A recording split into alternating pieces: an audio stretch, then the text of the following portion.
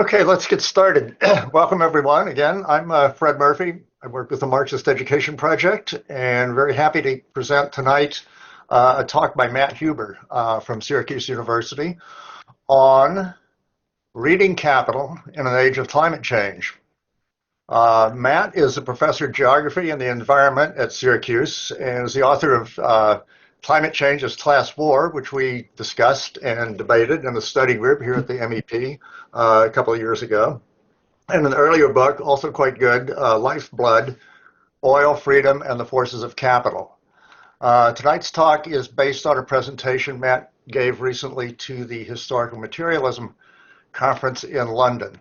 So Matt will talk for, as basically I told him, as long as you need to present your ideas, and then we can open it up for questions and comments from everyone participating. So it's over to you, Matt.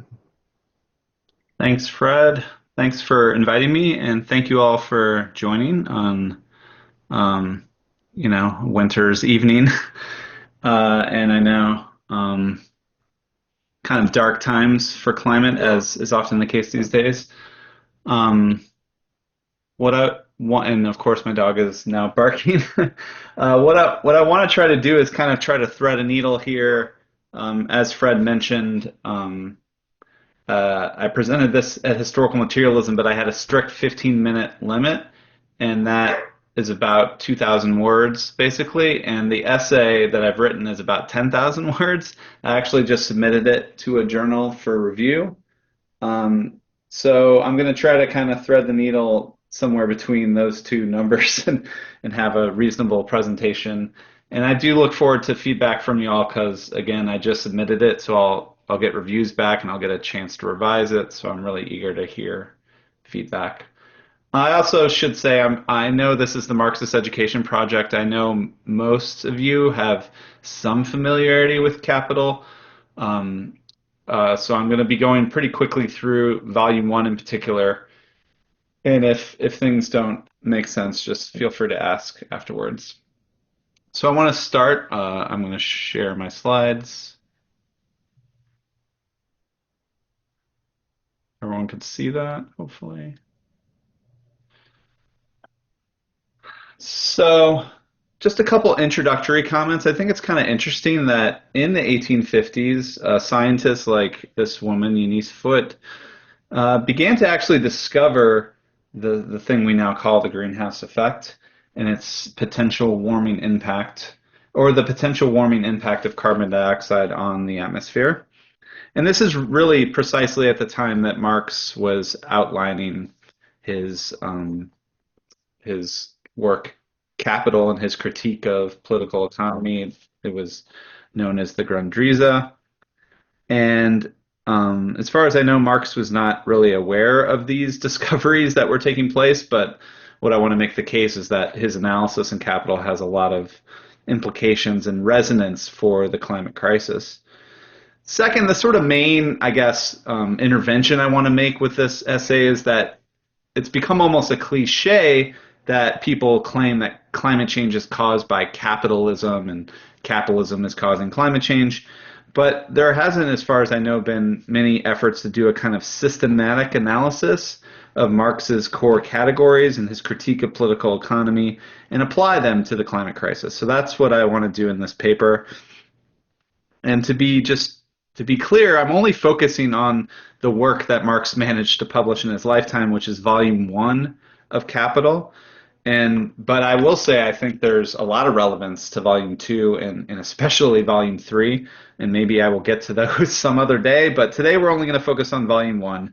And the essay really tries to kind of explain Marx's basic lines of argumentation in Volume 1 and how it links to the climate problem. And today I'm just going to kind of go through most of the 8 sections or parts of Volume 1 of Capital, take out some key quotes, and try to explain how these ideas link to the climate crisis. So let's get started. Part 1, of course, on commodities and money. But many believe that this section really pivots on Marx's analysis of value and the value form.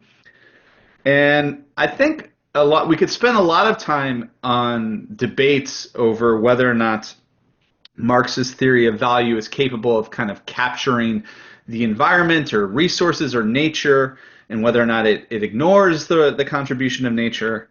I happen to very much agree with Paul Burkett's analysis of value in nature, which is that there's a lot of ecological critiques of Marx for ignoring the role of nature in value, but actually those critiques should be directed not at Marx, but at capitalism itself, because Marx is not, his theory of value is not a normative theory of value that says we have a labor theory of value because we like labor and we like workers, and the workers are, the working class is who we normatively want to support.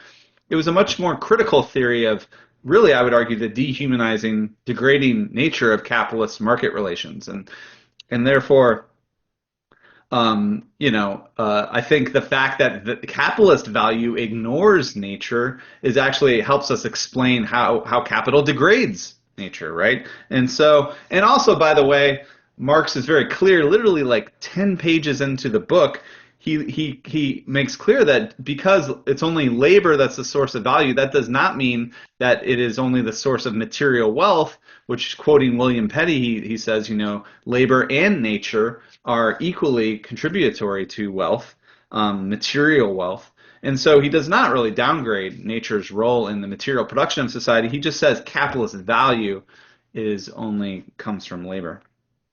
But I actually think there are more revelatory implications of Marx's value theory, and that we can apply to the climate crisis. And particularly, I think his value theory represents a critique of what many have talked about, how capitalism is a form of impersonal or abstract domination, particularly a critique of an economic system that we kind of all admit is out of our collective control, and we kind of cede control of this system to these somewhat mystical and naturalistic forces of the market.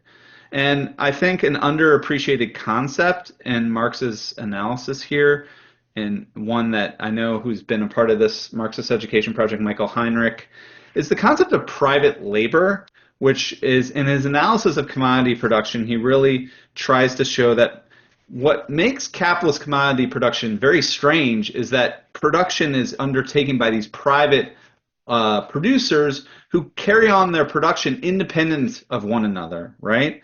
And the social regulation of production is achieved through these value relations, through the mechanisms of exchange, which creates, as he says here, the spontaneously developed branches of the social division of labor, which are an all-around dependence on one another, yet conduct their activities completely in isolation from one another, right? And are continually being reduced to the quantitative proportions in which society requires them. And of course, we create this society where we say this process of market exchange should be left alone, and we should not really try to intervene in it. I think we saw this very recently when Isabella Weber, in the face of inflation, suggested maybe we might want to do price controls, and even liberal economists like Paul Krugman kind of viciously attacked her for even suggesting that we would actually intervene in the economy and control the value form, essentially, the price mechanism, right?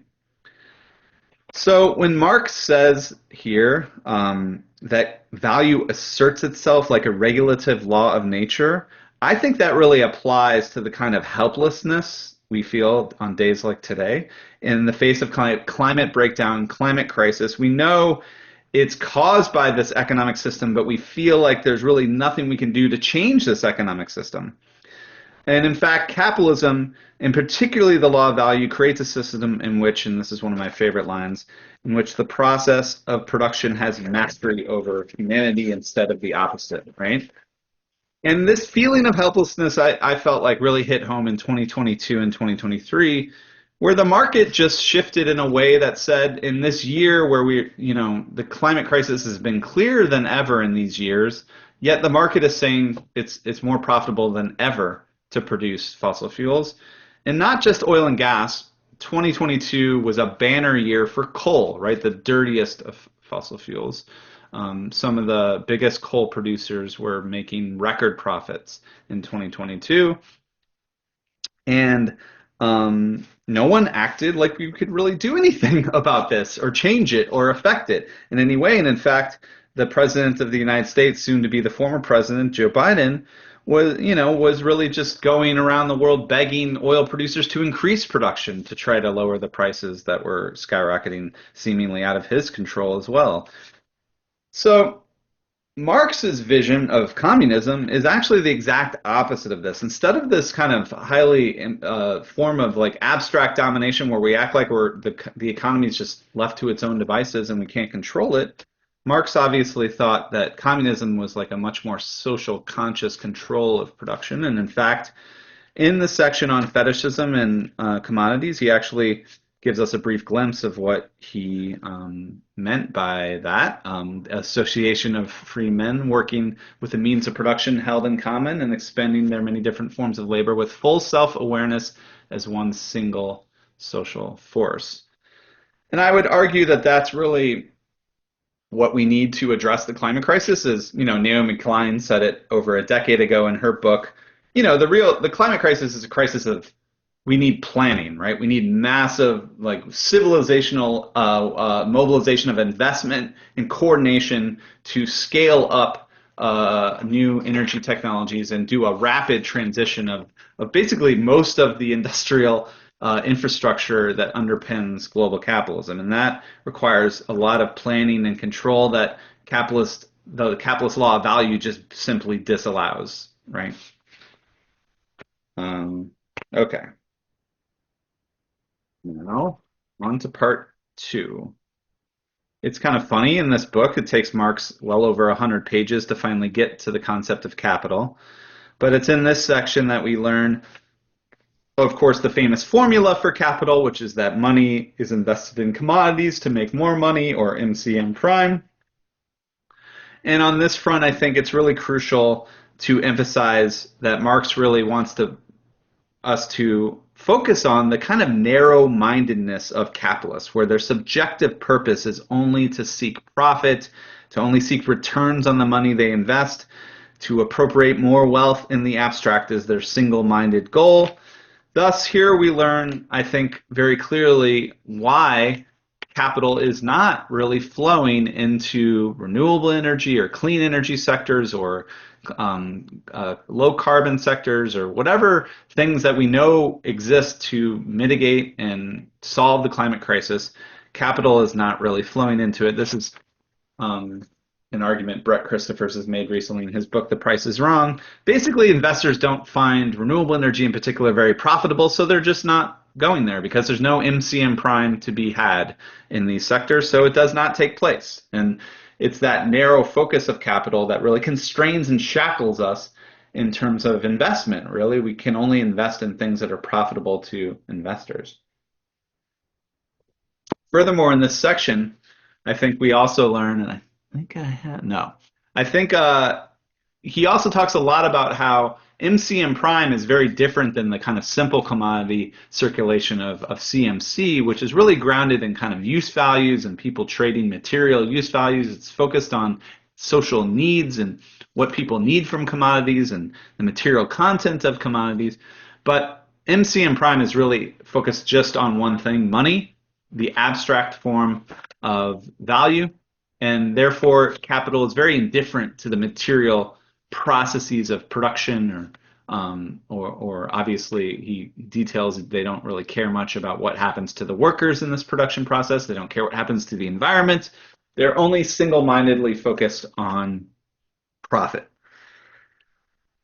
Okay, so for me, the transition from part 2 to part 3 is really the pivot of the book. And this is where Marx goes away from what he calls the noisy sphere of market exchange and says to really understand where this extra surplus value in MCM prime comes from, we have to go into what he calls the hidden abode of production. And it's this, I should mention that I've been teaching capital I've taught it 5 times, and I'm going to teach it a 6th time next fall. And we're going to read the new translation, which I'm really excited about.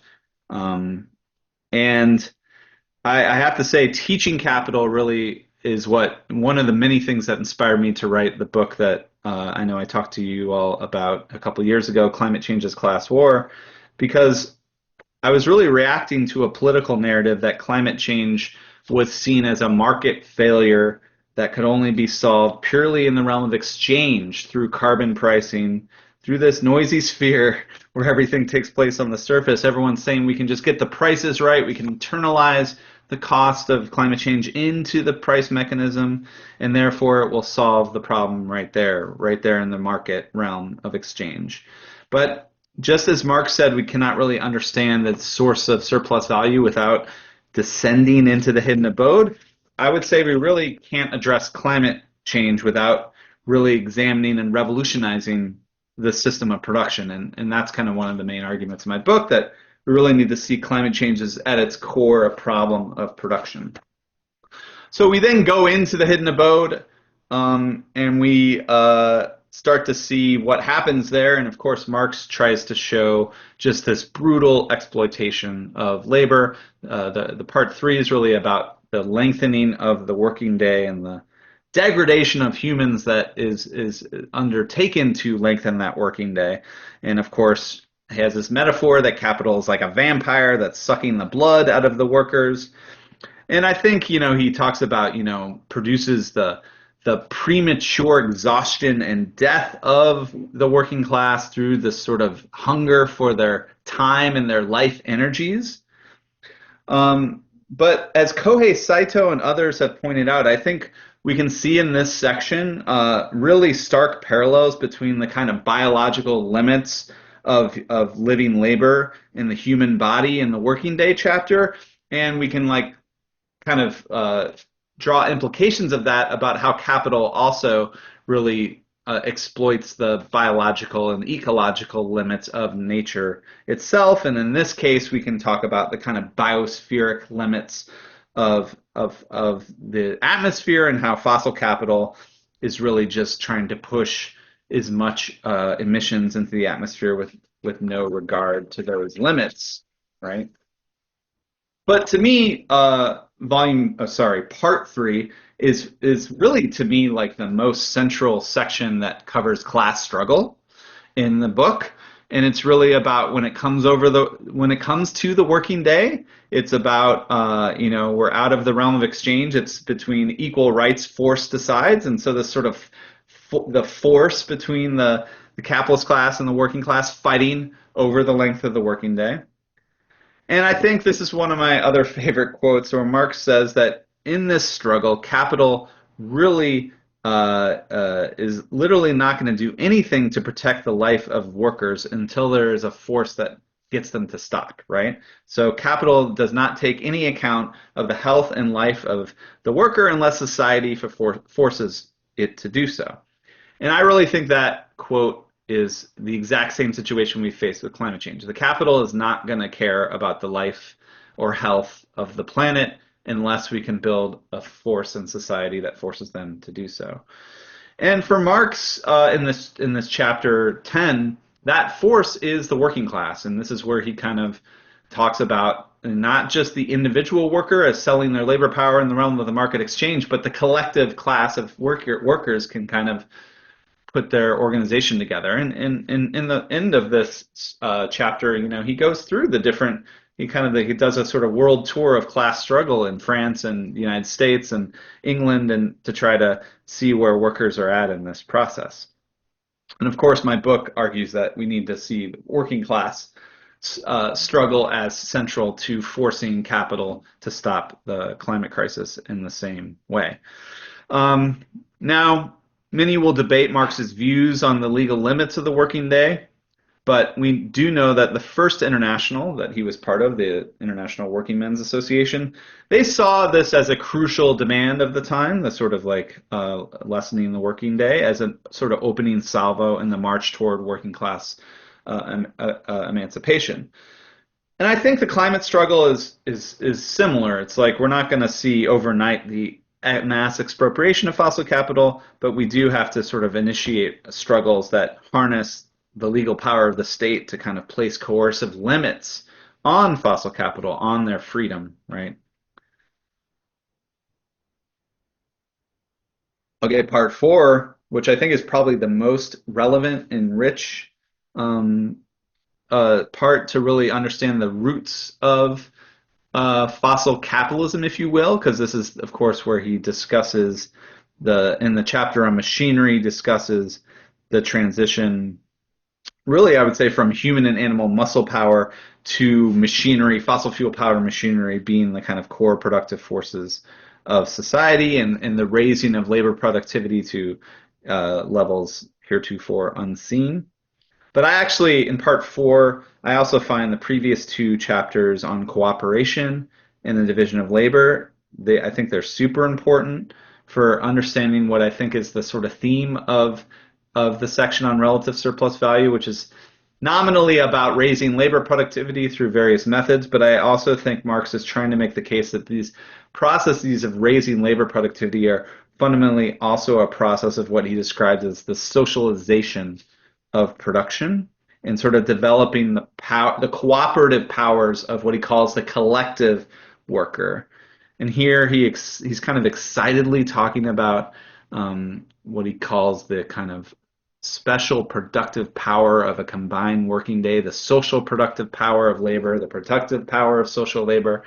And then he says this power arises from cooperation itself. When the worker cooperates in a planned way with others, he strips off the fetters of his individuality and develops the capabilities of his species, right? So this is kind of heady stuff. Marx kind of is saying that capital actually, through developing relative surplus value, is actually bringing together workers, forcing them to cooperate on a larger and larger scale, and therefore kind of developing social and collective capacities of the human species itself. And I do think that the term species is really important here. If we're thinking about climate change, if we're thinking about Marx's theory, I think Marx really had a vision. You can say he was wrong or you can disagree, but he really had a vision of kind of emancipating humanity as a whole. So kind of species-wide emancipation through kind of proletarian revolution.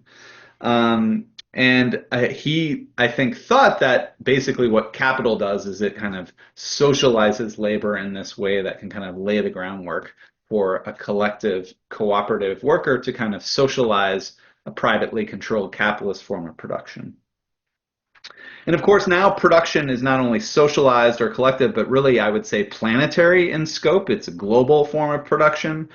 You only need to look at the recent kind of supply chain shocks and how they've affected our lives to understand that kind of all commodities are kind of integrated with these kind of global networks. And I think the implications of this is that if we want to solve climate change, we really have to confront a very kind of planetary mode of production. We have to confront not just production here in the United States, we have to confront production in China and India and this kind of global thing. And of course, what Marx is trying to argue is that there is this kind of capitalism is creating this more and more integrated global proletariat that might be up for that challenge. Okay, so let's get to chapter 15. I'm going to get in trouble because this new translation has different chapter numbers. But the chapter on machinery, where Marx plainly describes, again, one of the most epical transitions in human history. Vaclav Smil, the energy historian, shows us here. Basically, we went through it from a world in which almost all energy harnessed for production was harnessed from human and animal muscle power to a form of production rooted in machinery and eventually fossil fuel powered machinery. Here, Marx explains how machines could be driven by muscles, but at a certain point, these machines become so big and gigantic that they require a sort of more powerful source of energy. He says an increase in the size of the machine and the number of its working tools calls for a more massive mechanism to drive it, and this mechanism, in order to overcome its own inertia, requires a mightier moving power than that of humans, quite apart from the fact that the human is a very imperfect instrument for providing uniform and continuous motion. So what might be this mightier moving power? Well, at the time, as those of us might know, water power was a big source of mighty energy that factories use. But as Andreas Malm goes to great lengths to show that capitalists preferred coal-fired steam engines over and against water power, because he argues of kind of the specific social property relations of capitalism. But I think it's funny that Marx kind of dispenses with water power because of its material disadvantages in one very short quote where he talks about how the steam engine finally found a prime mover where it drew its own motive power from coal and water, and then it was entirely under, I would say, the capitalist control, was mobile and means of locomotion was urban and not like the water wheel rural, permitted production to be concentrated in towns instead of being scattered over the countryside, and finally was a universal technical application and little affected in its choice of residence by local circumstances. Now, Mom shows us that this mobility of fossil capital is really useful because you can locate where there are surpluses of labor, right? And you don't have that with sort of scattered water wheels in the countryside, right? And Mom shows, they had to basically institute slavery to make sure the workers would show up to those locations.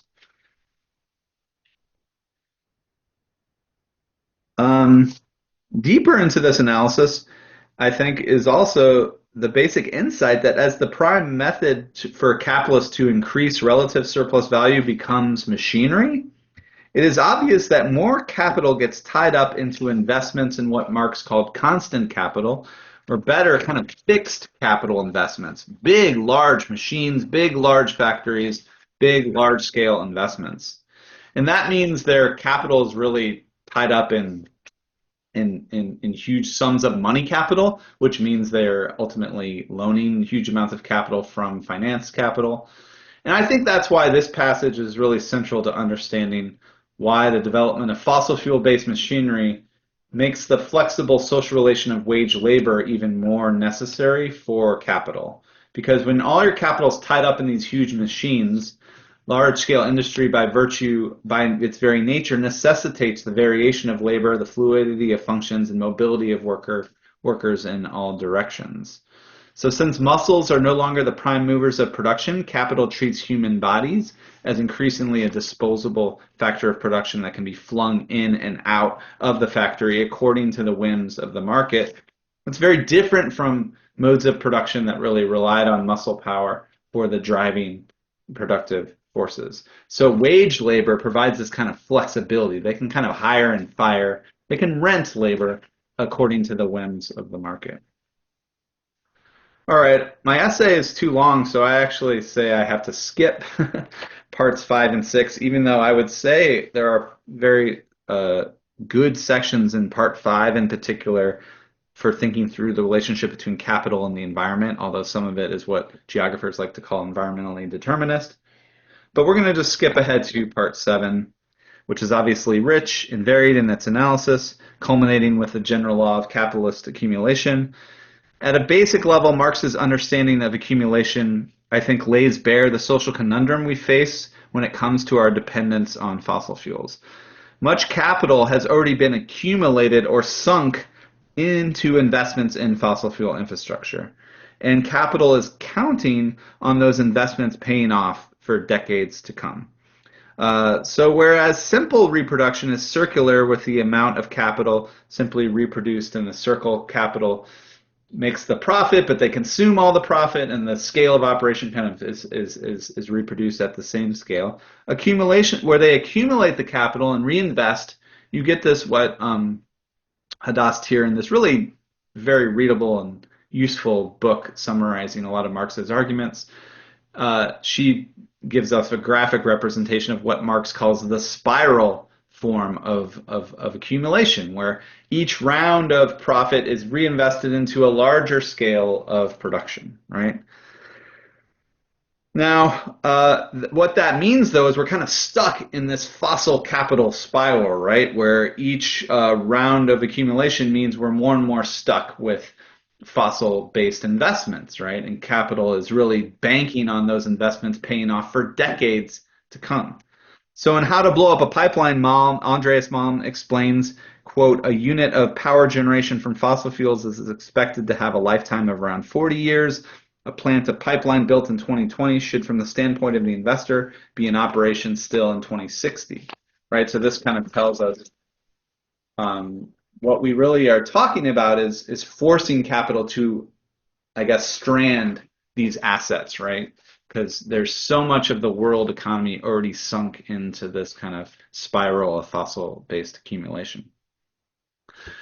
Marx then goes on to say that if we're accumulating capital, we're getting bigger and bigger, the scale of production is getting higher and higher, and of course that leads to what he calls the multiplication of the proletariat. It's interesting, this is, I think, one of, if not the first mention of the term proletariat in Volume 1 of Capital. And what I find fascinating is in this footnote here, he defines the proletariat as a wage worker, right? But he also tries to kind of contrast what others have called proletarians as these kind of poor rural forest dwellers, right? But he contests this classification of forest peoples who own their own land as proletarians, right? Because he says you can't be a proletarian if you own your own means of production. So even if you're poor, but if you own if you own land and the means of production, you're not a proletarian. So this, I think, highlights the kind of inescapably ecological nature of Marx's understanding of the proletariat, something I get into in my book, and what I think the next section really gets into, part 8, which is the proletariat's really defined as a class separated from the ecological means of life itself, the land, right? Okay, so once Marx introduces the drive for relative surplus value, improving labor productivity, it becomes clear that as capital accumulates, you're going to get what he calls the kind of relative diminution of the variable part of capital, which is the amount invested in labor power, the amount invested in workers. In other words, what he calls the organic composition of capital becomes proportionally more invested in constant capital, like machinery, and fixed capital. This means more and more workers are increasingly what he constantly talks about, set free by automation, by technological change, by increasingly kind of labor productivity increases.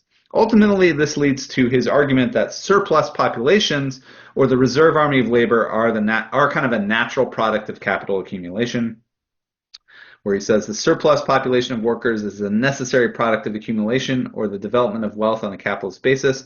This surplus population also becomes conversely the lever of capitalist accumulation. Indeed, it becomes a condition for the existence of the capitalist mode of production. It forms a disposable industrial reserve army which belongs to capital, just as absolutely as the latter had bred it on its own cost. So the centrality of surplus populations to accumulation and the misery and poverty that this implies becomes central to what Marx calls the absolute general law of capital accumulation. Now today, I would say we live in a world where pretty much most of the global population is relatively superfluous to the needs of capital, forming what Mike Davis famously called a kind of surplus humanity, toiling in the informal sector, in the kind of living amid disease and environmental risks, making up the planet of slums. Now, Davis referred to this as a kind of informal proletariat because a lot of these poor surplus populations are separated from the means of production in the land. They've been sort of violently dispossessed of the land, and they've been forced to migrate to cities. But they are not migrating to sort of, like the factories of Manchester. They're migrating to cities that don't have a lot of formal sector employment or jobs and are eking by survival in these kind of situations.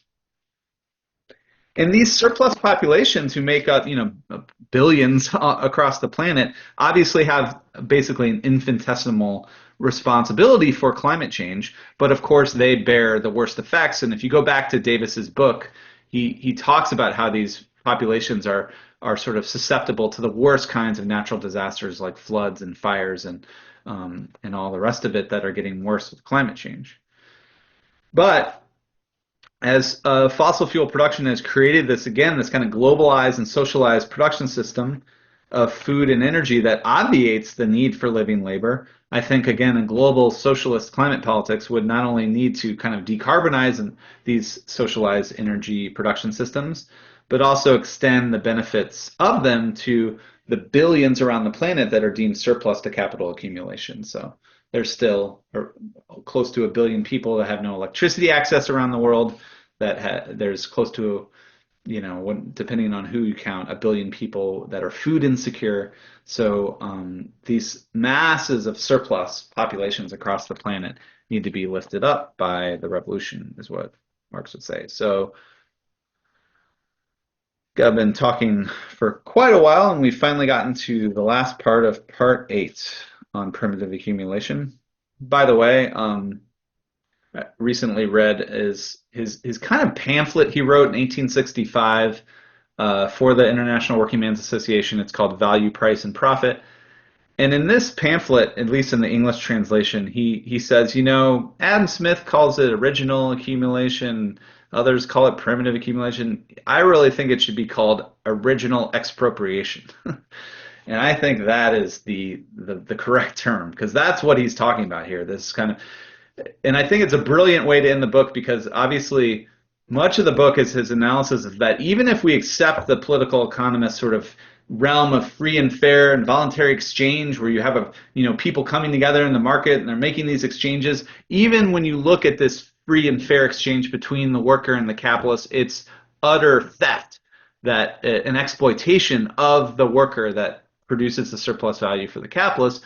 But then he says in part 8, like, oh, by the way, also this whole form of production capitalism really originates from more direct theft, like just violent, bloody expropriation, right? Original expropriation, right? Okay. And again, this is where I would say Marx makes clear his ecological theory of proletarian class formation. It is the creation of the working class under capitalism is really only possible through the violent dispossession of the mass of humanity from the land and from the soil. This is true above for all those moments when great masses of humans are suddenly and forcibly torn from their means of subsistence and hurled onto the labor market as free, unprotected, and rightless proletarians. The expropriation of the agricultural producer, of the peasant from the soil, is the basis of the whole process. But I would suggest that a lot of climate environmental politics seems to suggest that addressing this kind of fundamental alienation from the land means that we really need to sort of return humanity to a kind of more localized and sustainable relationship to the soil and the land. But I actually think that the implications of part 8 are quite different. I think, again, Marx is laying out his kind of theory of global proletarian revolution, and what I would consider his real theory is of working class self-emancipation. So rather than local communities kind of one by one returning to the land, I think Marx imagines a kind of global proletariat expropriating the expropriators and socializing an already socialized form of production, and repurposing those social forms of production towards human and ecological needs. So he talks about, as capital starts to concentrate and centralize, so grows the revolt of the working class, a class constantly increasing in numbers and trained and united and organized by the very mechanism of the capitalist process of production itself. So, and he talks about the centralization of the means of production, the socialization of labor have reached a point which they become incompatible with the capitalist integument. This integument is burst asunder. The knell of capitalist private property sounds. The expropriators are expropriated. This is the culmination of the whole book. This is, some people think he made this the penultimate chapter of the book and put all this revolutionary stuff in it to kind of hide from the censors, because chapter 33 is a relatively, the next chapter is kind of a mild, interesting discussion of colonization, but doesn't have this revolutionary fervor. So while capital socializes production, it cedes control to private owners and the anarchy of the market. Solving climate change means we have to take back this control and subject these global production systems to democratic planning and social control. And I think this is, again, a vital insight for our climate conundrum. We're really not going to solve climate change by retreating from capitalism and creating kind of local eco-communes or local enclaves of sustainability. I would argue species survival really requires a confrontation with fossil capital and capital in general directly, and reorganizing the global socialized forms of production that billions of people really depend on in this world. And it's worth remarking that much of what we call climate politics today is insistent on that we can somehow avoid this world historical confrontation. Our ruling class continues to subscribe to what Daniela Gabor calls the Wall Street consensus, or this idea that we can just allow private capital to achieve the energy transition if we simply just give them the right incentives or the right price mechanism or the right tax credits or the right subsidies, and that fossil capital will just fade away through market competition once we kind of jigger the markets correctly. And so to close, I really think this confrontation that we're facing, I think the best analogy I can think of is that of abolition and of slavery in the mid 19th century. This is a mode of production that increasingly became kind of, in a world historical sense, it became very clear decade by decade that this mode of production was out of step with, you will call it bourgeois liberal ideas of equality and freedom and so forth. But it became clearer and clearer that this mode of production had to be confronted directly, and of course, it led to a very brutal, deadly civil war in our country. But also, I would argue, and following like W.E.D. Du Bois, like it was a revolutionary expropriation of the class that profited from this particular mode of exploitation, the planter class. And many have pointed out it's actually a kind of energetic mode of exploitation of really, really dominating and harnessing the power of living bodies for profit in that plantation system. So it's hard to see how we solve climate change without a similar moment, world historical moment of kind of revolutionary expropriation and confrontation. But I think, sadly, we're kind of still a long way to building the kind of political and social organization capable of really broaching this necessary and historic battle for the future of species survival. The only thing I would say in closing is that I would suspect if you kind of looked into the abolitionist movement in the 1810s and the 1820s, you might not have felt like they were very close to victory either, but history can change quite quickly, and so we have to organize to be ready for those historical moments. So I will stop there and look forward to feedback and questions.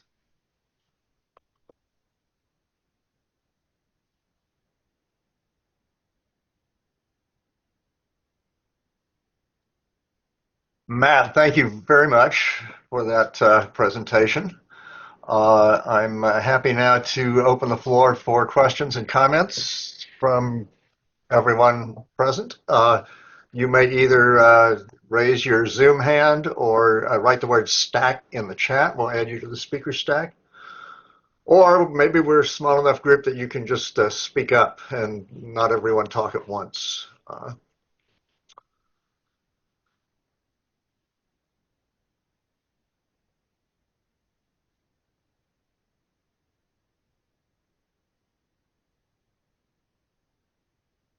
Everyone's thinking.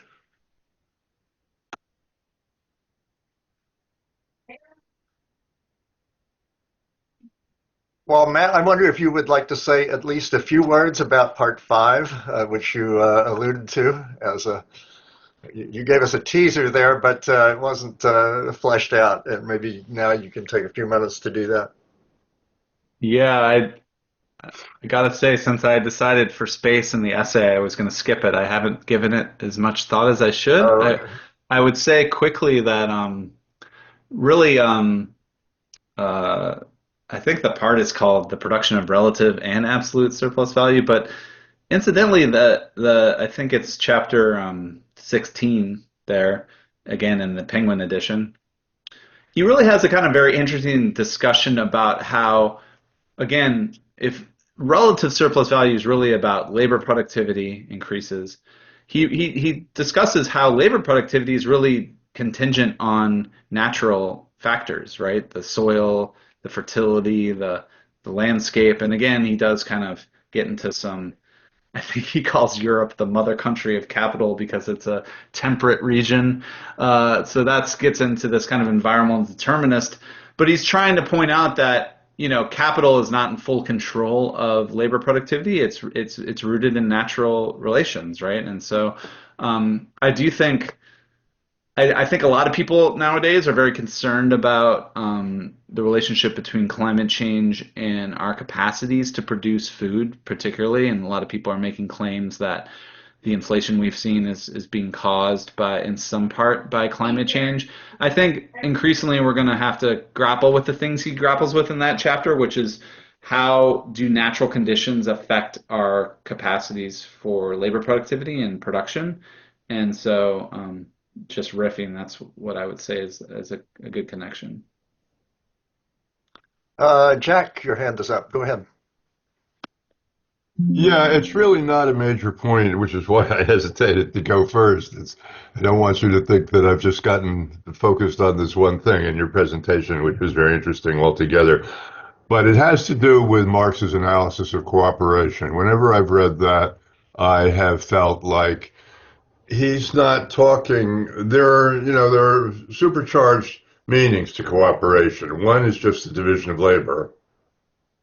Secondly is cooperation, which produces positive social relations, and because people are working together and jointly planning and, interacting with each other in the course of their work on the factory floor, cooperation takes on a value which is akin to overcoming alienation, although that's, of course, not a vocabulary that he uses in Capital.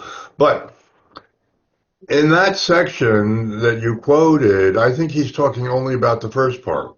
He's not saying anything about the social benefits of cooperation. He's just saying if we have a division of labor, uh, people can produce more efficiently. I wonder if you have any comment on that. Yeah, he's absolutely, he makes the case that you could have 20 people working in an isolated way with like their own artisanal tools, producing the same commodity, and they would not produce nearly as much as 20 people that are cooperating, doing, in the Adam Smith kind of needle factory where they're all doing different parts of the specialized process. But he even kind of makes the case that if you took 20 people and isolated them in separate cottages and had them produce artisanally, they would produce less than if you put them in the same factory and had them all produced artisanally, because he said just being together as humans would create this, I think he says, if I recall, animal spirits to kind of like people are like looking at the others and trying to outcompete them, and kind of the social forces. So yeah, a lot of what he's saying there is again, because it's in part four, it's about relative surplus value. He's just trying to say these methods of cooperation will increase the efficiency of labor.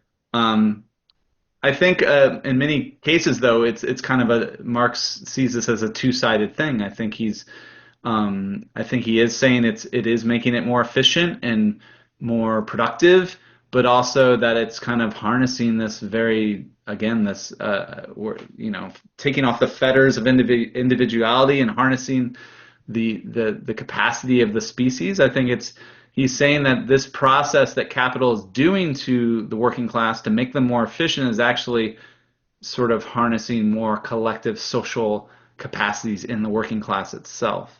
Um, and the first chapter 13, I think, is called cooperation. The next one, I think, is called division of labor and manufacture. And the latter is more focused on these kind of emergent kind of workshops and Adam Smith style sort of factories where people are cooperating in these factories. But ultimately, it is confusing. I agree, because I think when he says cooperation, he just means sort of specialization, dividing the labor in a very particular way.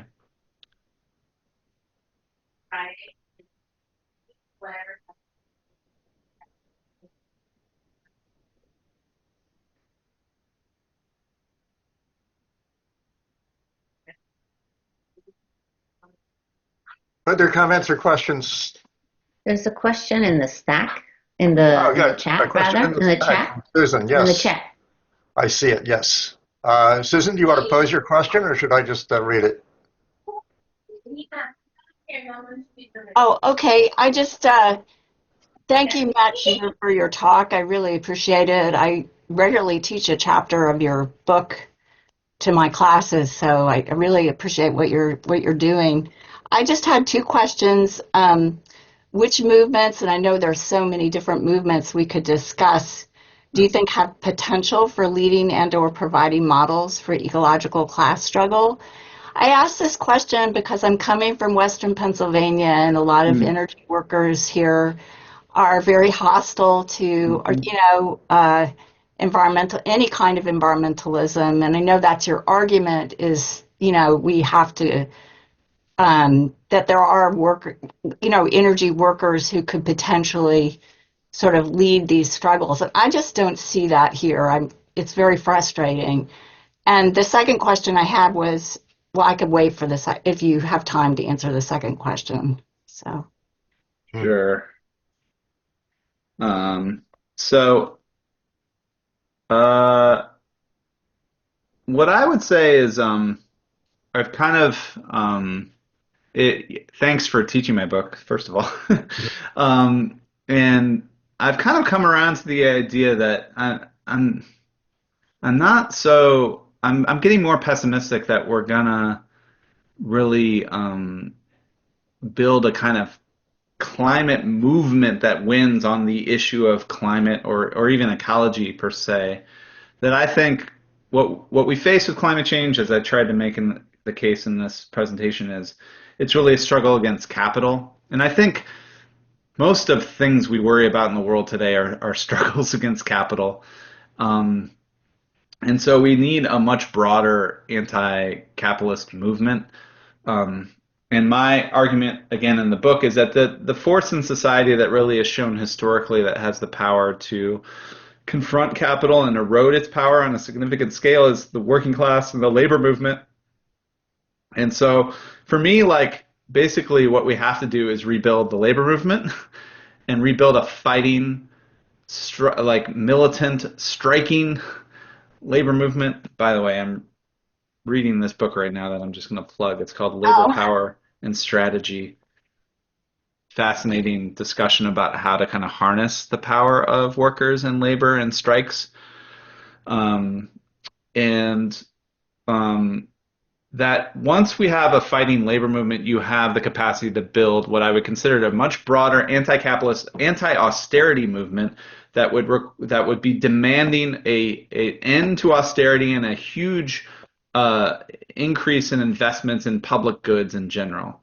Now, I think it's very easy to see how climate could fit into that agenda, right? I think a lot of what we talked about as a Green New Deal would be about investments in public infrastructure, public transport, and public ownership of electricity. And but also, I think the brilliance of the Green New Deal is they weren't just talking about climate investments; they were talking about universal health care, they're talking about child care, they're talking about really making an economy as a whole that kind of attacked capital and tried to really make life better for the entire working class on an entire scale. So anyway, yeah, I think we're gonna struggle to win over particularly energy and industrial workers to climate change movements, right? But I'm not pessimistic that we can't win them over to try to rebuild them as a fighting labor movement in general that's fighting for their own material interests, that's fighting to but you look at what the United Auto Workers did, like striking and winning a record contract. I mean, that was a really, it was economic gains for these members in UAW. They won big wage increases. But that's not enough for this kind of political movement I'm suggesting. Like, you would need a way in which once workers start to struggle and win types of economic gains, they start to expand their horizons into more political domains. And that's where I think this kind of public goods agenda, this anti-austerity agenda could have legs.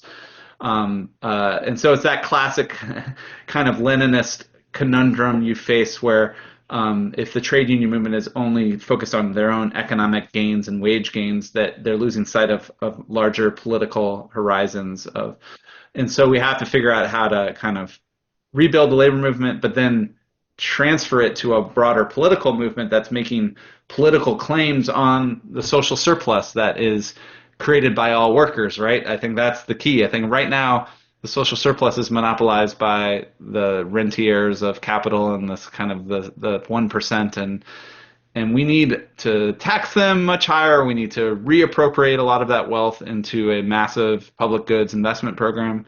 Um, and May I interject for a moment? Actually, I know that there's a second part of that question, but yeah, my name is Kate. Thank you for the talk. What you're talking about exactly, last night I was at an organizing meeting and we were talking about protesting, on the 20th or whatever, and we had to do the slate of what the actual, the actual signs and issues would be, and we counted them to like 10, okay? And they were all the issues that we have that's all related, obviously, to the struggle against capital, right?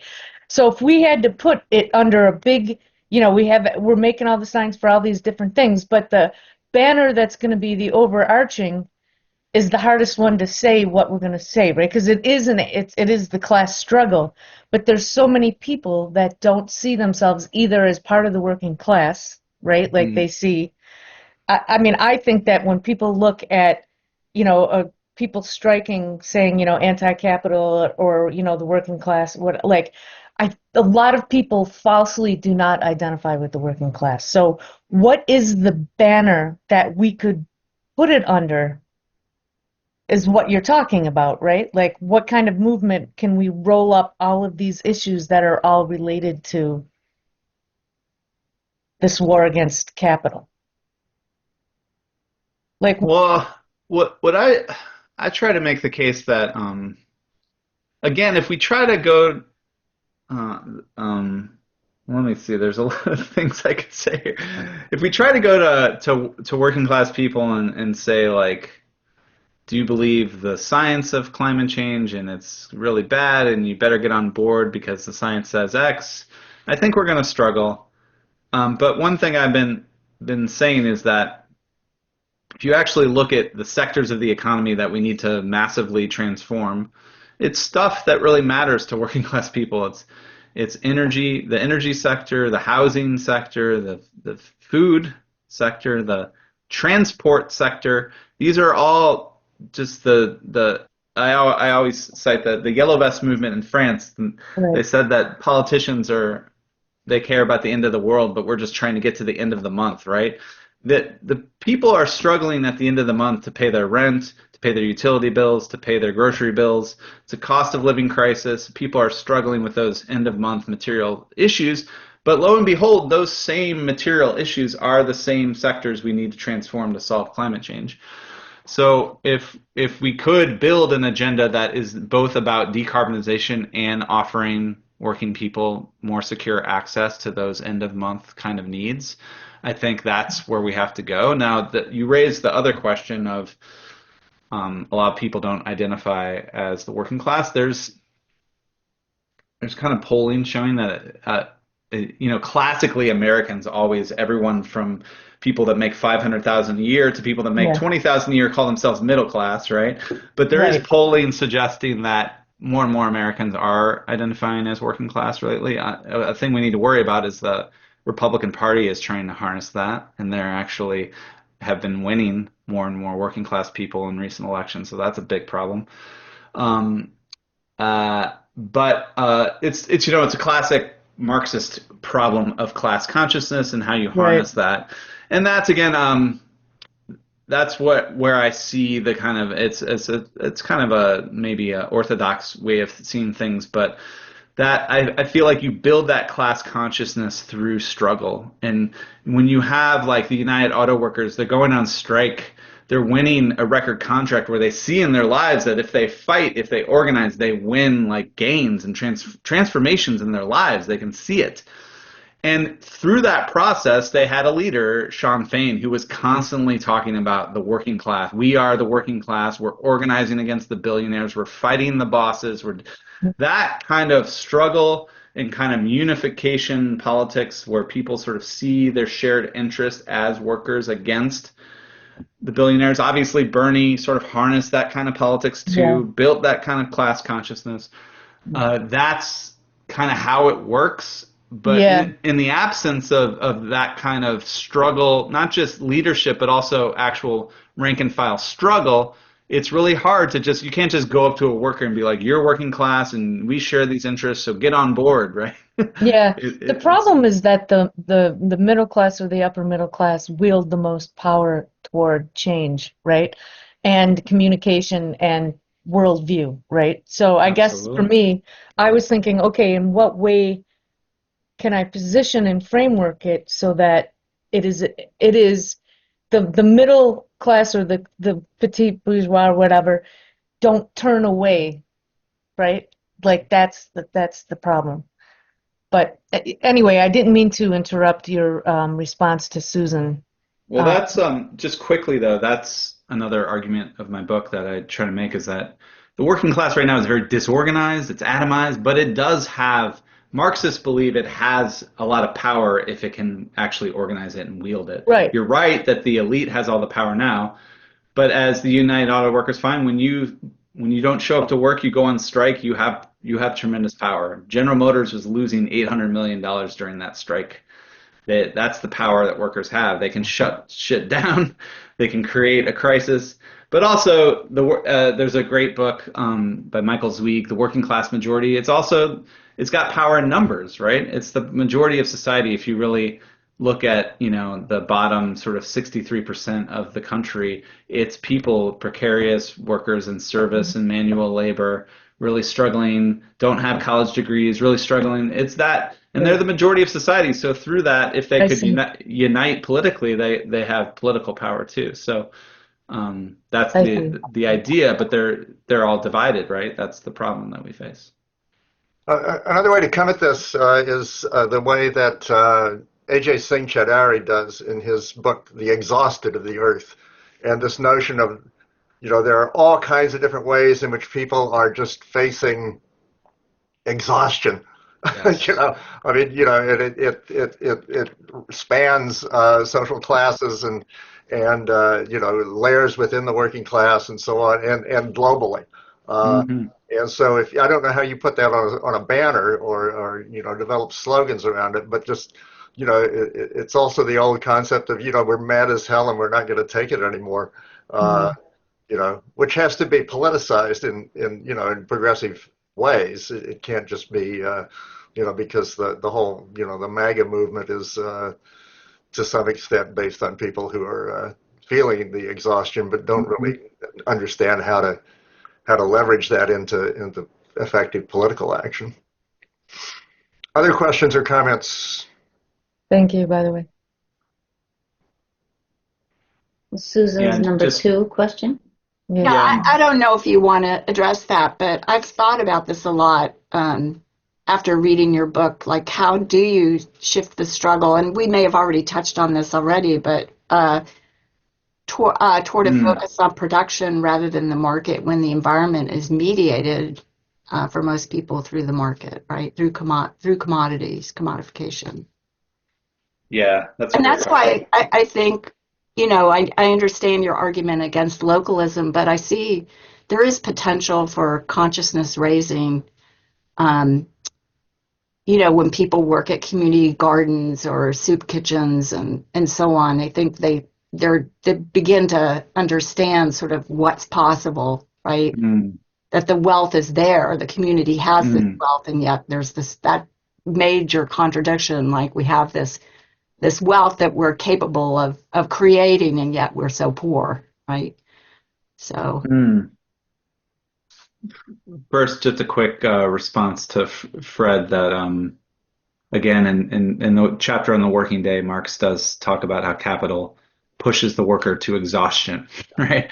And I think I got to tell you, like when even at a privileged site of the university, when I'm talking and trying to organize with coworkers, that's the number one thing they say. They're exhausted. They're burned out. Burnout is the big theme. So I think I think capital, it's a scandal of history that we live in this era of such mass productivity and productive capacity, and yet everyone has no free time. Everyone's exhausted, right? We should, as Keynes predicted in the 1930s, everyone should be working like 10 to 15 hours a week, but we're all burned out and exhausted, and it's just a tragedy that this is how we organize life for people. Um, so yeah, part of the book comes out of being a geographer, and always kind of when we're a geographer, when we teach with students, we always kind of like say, hey, look, that commodity you have in your hand there, where did it come from? Let's like do a commodity chain analysis and analyze that the supply chains and sort of link back your commodities to systems of production, right?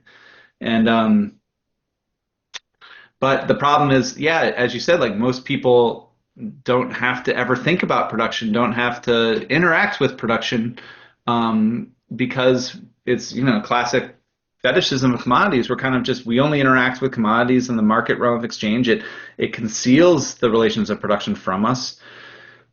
And that's a real problem of capitalism. And I think in that section, Marx is trying to say that by organizing a society where you can get what you need in life through commodities and through exchange processes, it really prevents us from having a democratic society where we can really look at production and decide, well, is this reasonable to produce this many tanks or military armaments, or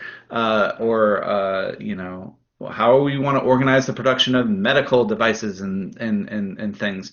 But capitalism doesn't allow that, right? So that's kind of what he's trying to get us to get out of the fetishism of the market and exchange and kind of look deeper into how, because I fundamentally think Marxism and Marx himself feels like really to understand any society, you need to go to how it produces its material existence, right? You need to understand its mode of production, right? And not only that, but its relations of production and the forces of production.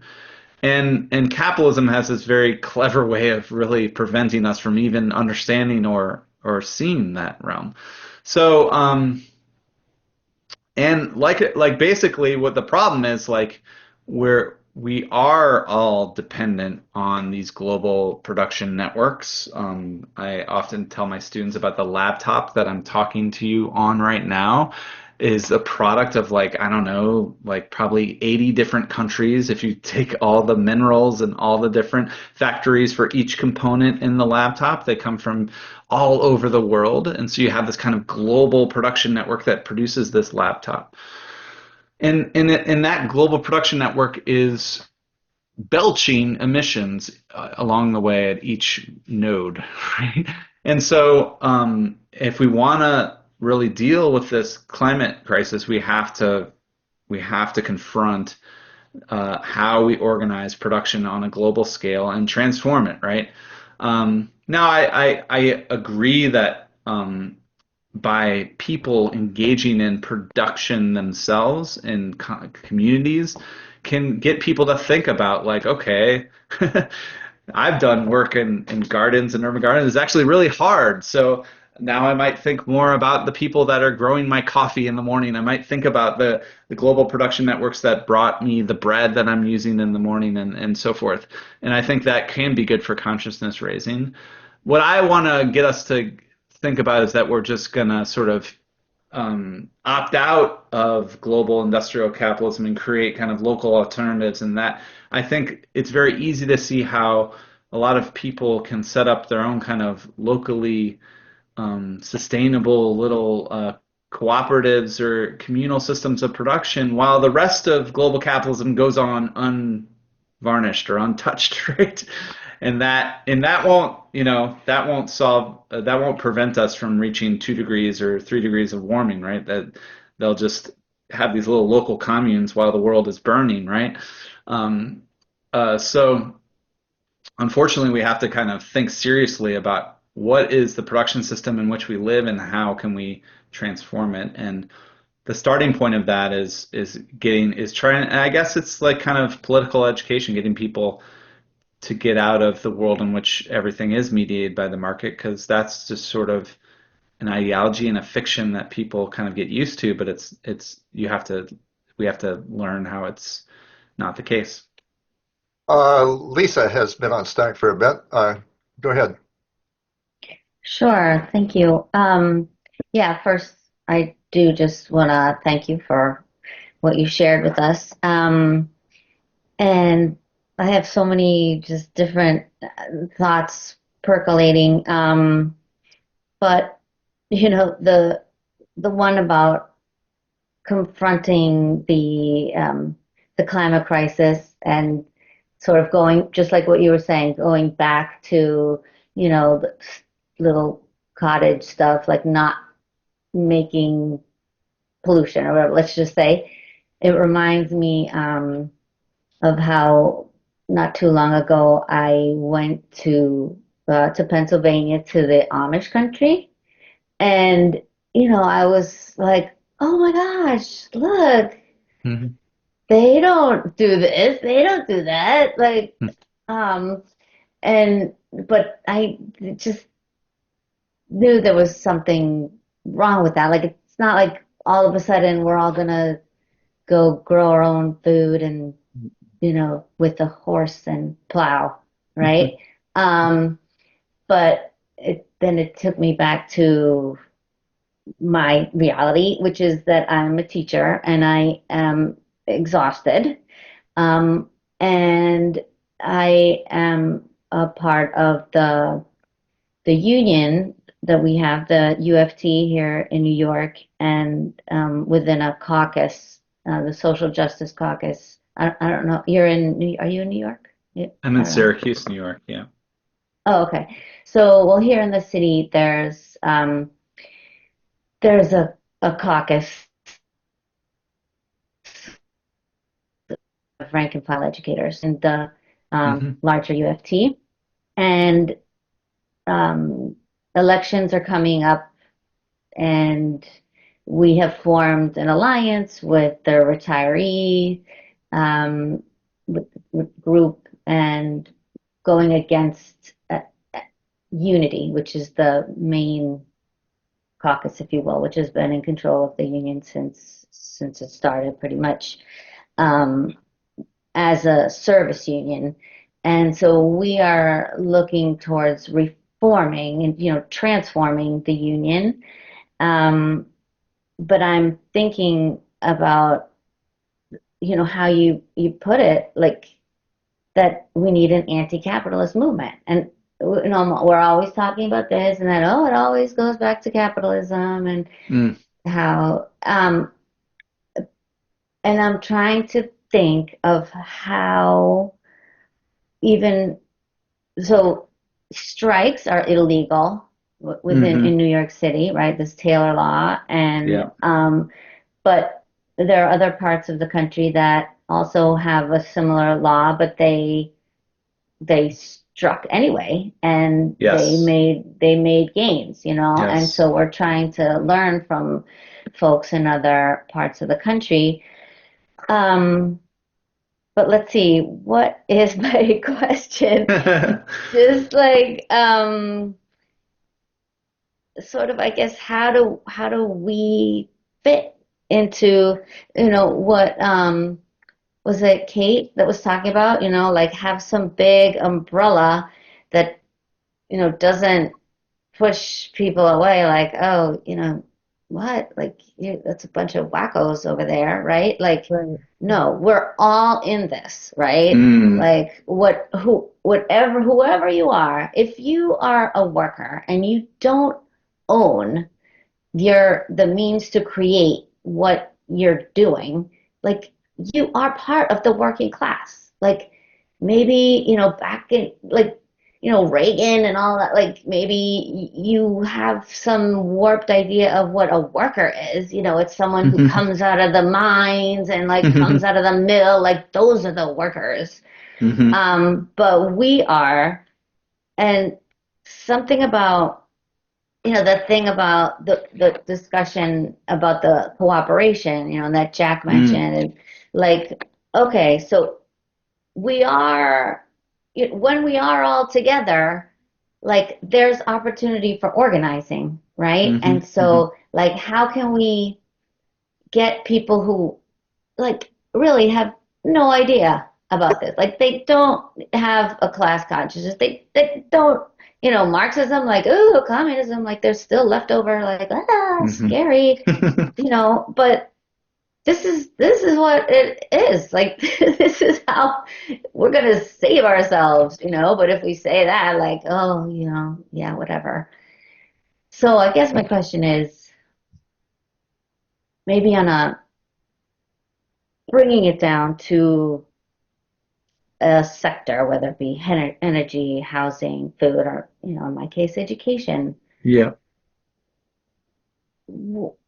What to,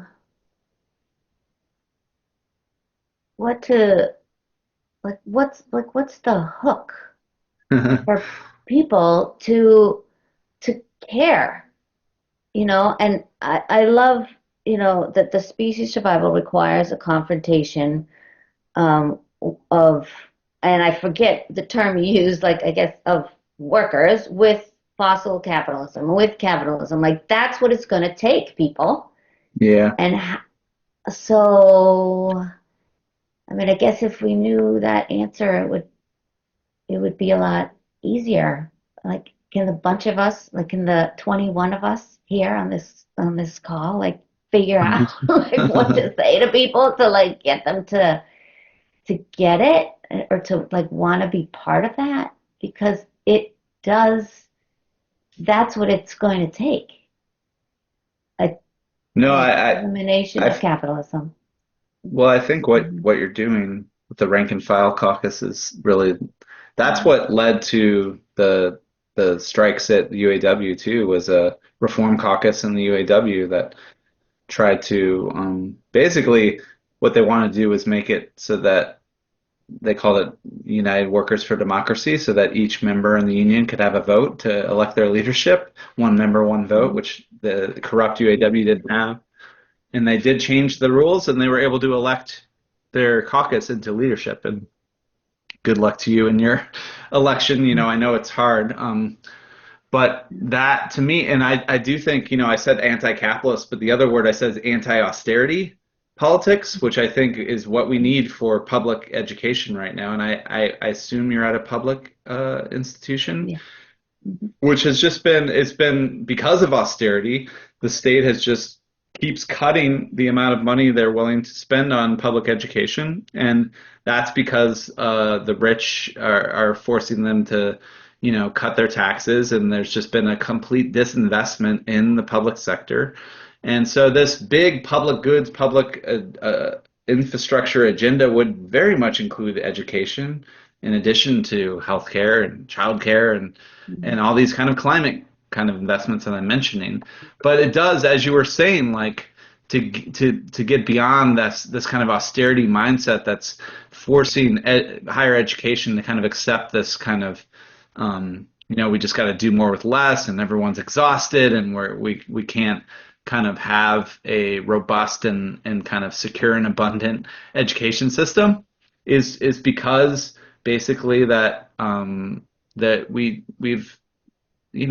have this oligarchic capitalist economy where all the gains of the economy are going to the top 1%, and the rest of us aren't able to get any of that wealth for us, right? So there has to be this kind of huge politics of anti-austerity, but what that means is it's a redistributive politics. We need to tax the rich and redistribute it into things that the rest of us need, right? So that would very much include education and I don't think we didn't get there, right? But that's kind of like what the Bernie movement was calling for, bringing back the idea of free healthcare for everyone, free college education for everyone.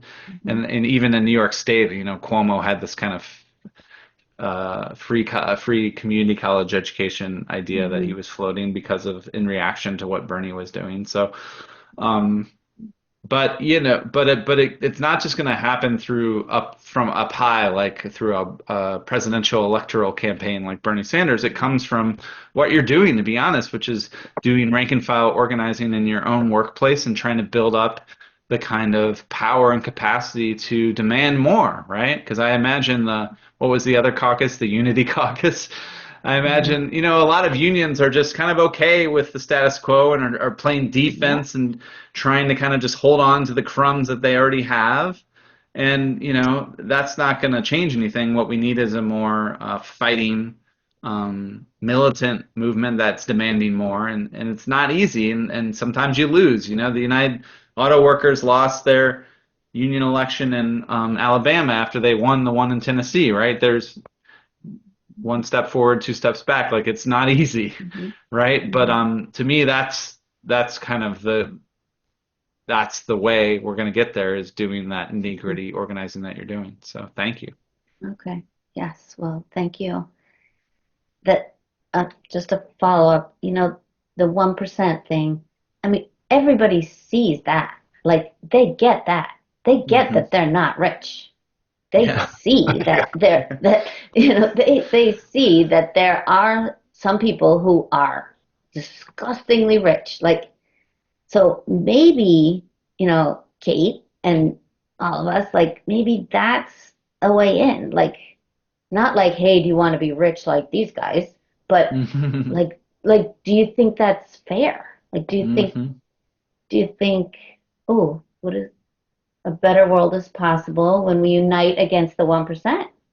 Yeah. Yeah, something like that. Exactly, something like that.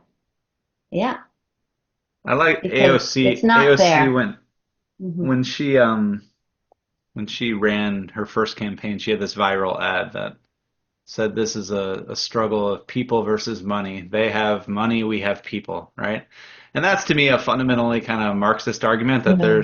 there's more of us than there are of them, right? And Jeremy Corbyn, he talked about the many versus the few. I mean, many, not just him, but that's kind of a slogan, an old socialist slogan, right?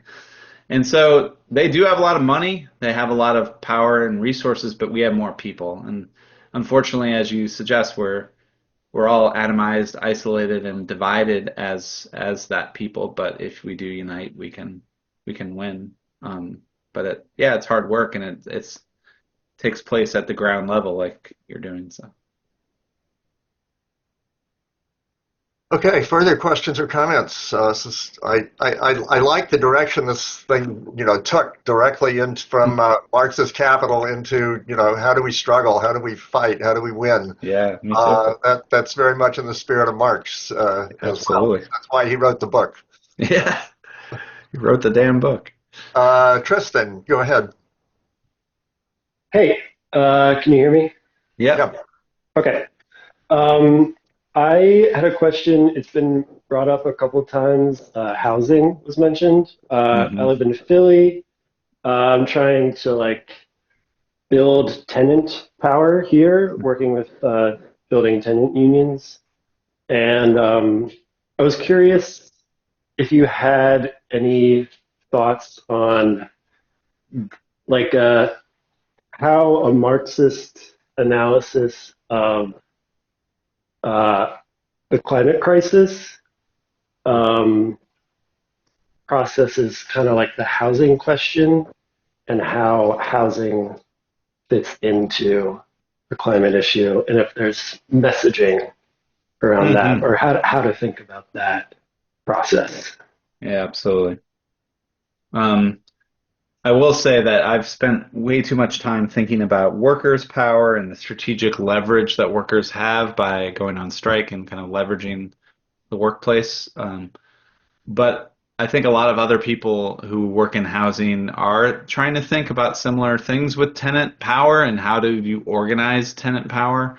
Um, and Unfortunately, I would just defer to those and people like you and organizers who are doing that. There's a really robust um, housing tenant organizing movement in Syracuse, actually. So, um, But what I would say is that actually, and also I can defer to comrades here, is that there's been a ton of basically when the Green New Deal kind of movement came out, people sort of said like, yeah, it's going to be this robust public investment, sort of public abundance agenda, and it very soon after people started to say like, hey, solving climate change really requires kind of retrofitting our housing stock in a really significant way. So there's a really easy, obvious way to align a kind of green public housing agenda with building kind of luxurious green public housing that's like equipped with the latest insulation technology and heat pumps and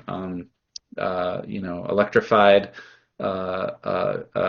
appliances, whatever, the non-gas stoves and all that stuff. But make it like public housing that's affordable for the working class instead of the sort of ridiculous skyrocketing rents and unaffordable housing that is a real crisis for most people in most cities, especially like Philly and big cities. So that's kind of the agenda. There's all sorts of movements that have coalesced around a Green New Deal for public housing, but those have kind of piggybacked on broader public housing movements that are under the banner of kind of whether it be like Moms for Housing, where they were talking about just like a homes guarantee, and they sort of did tactics like by occupying basically abandoned vacant housing for their own appropriation. So I do think and actually, AOC and Bernie announced a Green New Deal for public housing legislation last year. So there's, I think, a very obvious linkage where you can align climate goals with public housing goals. The problem, of course, is we don't really have a lot of power to enact the kind of scale of public housing construction that we need. And if we don't have that power, it's unfortunate that we still live in a kind of world in which like private equity is like buying up all the housing stock and jacking up the rents, and the cost of housing is just skyrocketing for most people. And you have kind of I think this kind of YIMBY movement that's trying to say, well, if we just build more housing, then it will lower the price. We should at least start there, and that's okay. But I think we're not really going to get there until we have a kind of robust return to kind of housing as a human right type of thing, in the sense that Bernie was trying to get us to think about healthcare. I think obviously we should think about housing in a similar way, but that's going to require huge amounts of political power. And I would defer to you to think about how. Honestly, it'd be interesting. I think in Rhode Island just this past year, the unions really got behind a public housing piece of legislation. So figuring out how tenants movements and labor movements can work together and leverage their power together, I think is really interesting. So that gives me hope.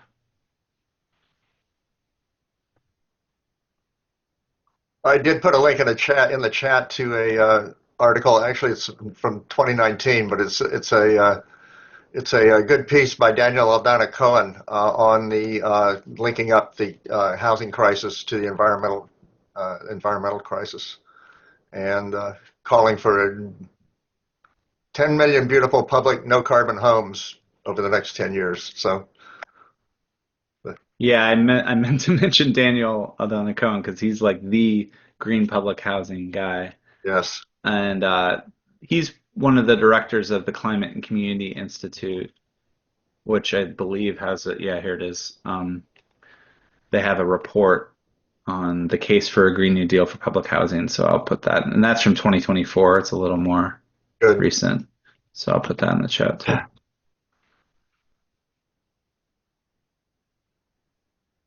Okay, we've been at this for an hour and a half. Are there any further questions or comments?